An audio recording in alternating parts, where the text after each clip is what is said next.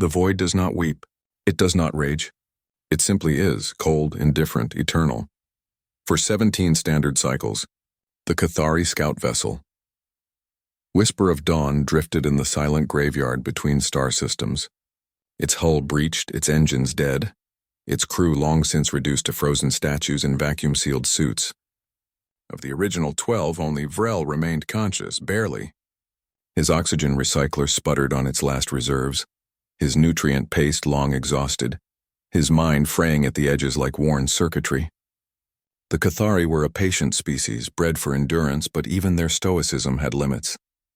Hope had bled out of him weeks ago.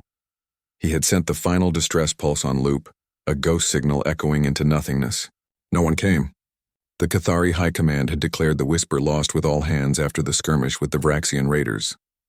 They had not even bothered to send a recovery drone.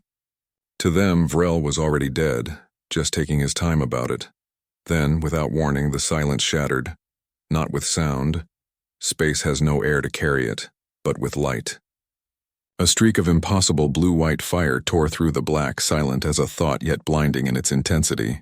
It curved with impossible grace, decelerating from relativistic speeds in a maneuver that defied known physics.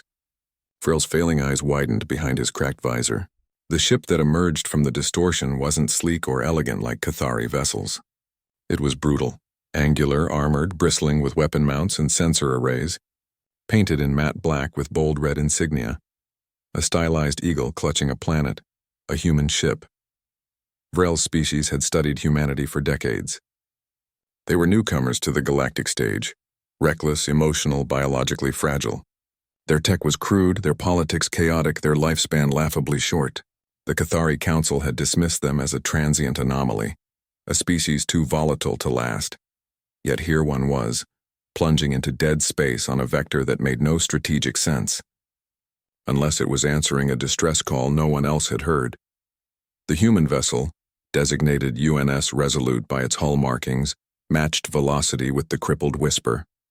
A docking umbilical snaked out, magnetic clamps locking onto the Cathari hull with a shudder Vrel felt in his bones. Air hissed as pressure equalized. Then the inner airlock cycled open. 3 figures entered, clad in form-fitting pressure suits with transparent helmets. Humans, 2 males, 1 female. Their faces were young, alarmingly so by Cathari standards, but their eyes held a sharpness that belied their age. The lead human, a woman with close-cropped dark hair and a scar running from temple to jaw, knelt beside Vrel.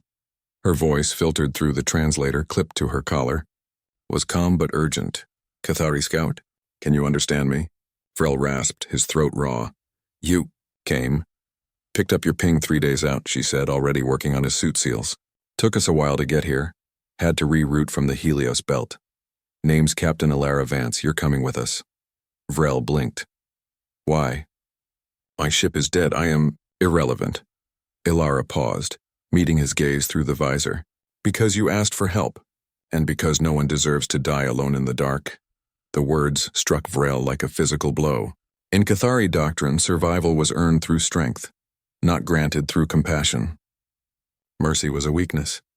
Yet here was a human, a species his people deemed primitive, risking fuel, time, and lives for a dying alien in a derelict hulk.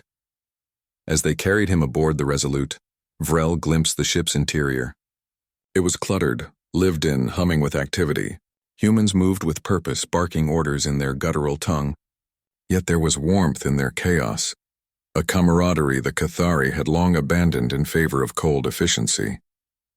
In the med bay, a human medic, a boy who couldn't have seen more than 20 solar cycles, hooked Vrel to an IV and monitored his vitals with gentle hands. "You're gonna be okay, sir," he said with a smile that reached his eyes.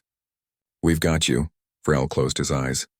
For the first time in cycles, he did not feel the crushing weight of the void. Days later, as the Resolute limped toward the nearest Cathari outpost, its own engines damaged from the high-speed intercept, Vrel stood on the bridge, wrapped in a thermal blanket, watching the stars streak by. Ilara stood beside him, arms crossed, gaze fixed on the viewport.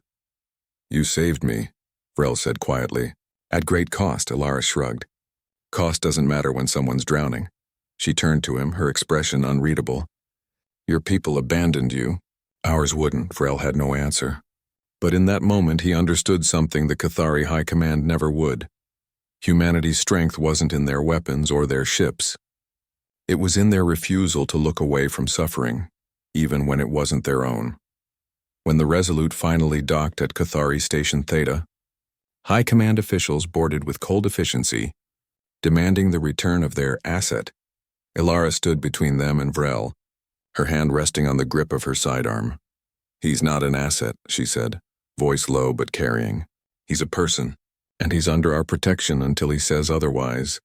The Cathari officers hesitated. They had studied human aggression, their wars, their rebellions, their terrifying capacity for violence when provoked. But this quiet, unyielding defense of a stranger, this was something new. Vrel stepped forward. "I go with them," he said. The silence that followed was heavier than the void. As the Resolute departed, Vrel watched his homeworld shrink in the viewport. He was no longer Cathari. He was something else, something forged in the crucible of human compassion.